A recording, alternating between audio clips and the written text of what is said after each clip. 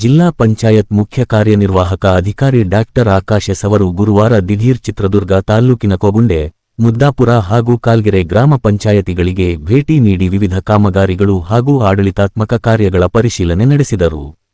ಗ್ರಾಮ ಪಂಚಾಯತ್ ಕಚೇರಿಗಳ ದಾಖಲಾತಿಗಳು ಹಾಗೂ ಅಭಿವೃದ್ಧಿ ಕಾಮಗಾರಿಗಳ ಪ್ರಗತಿಯನ್ನು ಪರಿಶೀಲಿಸಿದ ಸಿಇಒ ಮಹಾತ್ಮ ಗಾಂಧಿ ನರೇಗಾ ಯೋಜನೆಯ ಅನುಷ್ಠಾನ ಕುರಿತು ಮಾಹಿತಿ ಪಡೆದು ಕೂಲಿಕಾರರಿಗೆ ಸಮರ್ಪಕ ಉದ್ಯೋಗ ಒದಗಿಸುವಂತೆ ಅಧಿಕಾರಿಗಳಿಗೆ ಸೂಚನೆ ನೀಡಿದರು.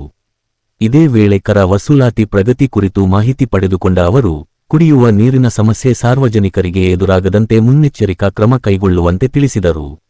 ನಂತರ ಗ್ರಾಮದಲ್ಲಿನ ಗ್ರಂಥಾಲಯ ಹಾಗೂ ಅರಿವು ಕೇಂದ್ರಕ್ಕೆ ಭೇಟಿ ನೀಡಿ ಮಕ್ಕಳ ಕಲಿಕಾ ಚಟುವಟಿಕೆಗಳ ಬಗ್ಗೆ ಅವಲೋಕನ ನಡೆಸಿದರು. ಅದೇ ಗ್ರಾಮದ ಪ್ರಾಥಮಿಕ ಆರೋಗ್ಯ ಕೇಂದ್ರಕ್ಕೂ ಭೇಟಿ ನೀಡಿದ ಸಿಇಒ ಡಾಕ್ಟರ್ ಆಕಾಶ್ ಎಸ್ ವೈದ್ಯರು ಹಾಗೂ ಸಿಬ್ಬಂದಿಗಳೊಂದಿಗೆ ಚರ್ಚಿಸಿ ಆರೋಗ್ಯ ಸೇವೆಗಳ ಕುರಿತು ಪರಿಶೀಲನೆ ನಡೆಸಿದರು. ಈ ಸಂದರ್ಭದಲ್ಲಿ ಪಿಡಿಒಗಳು ಹಾಗೂ ಗ್ರಾಮ ಪಂಚಾಯತ್ ಸಿಬ್ಬಂದಿಗಳು ಉಪಸ್ಥಿತರಿದ್ದರು.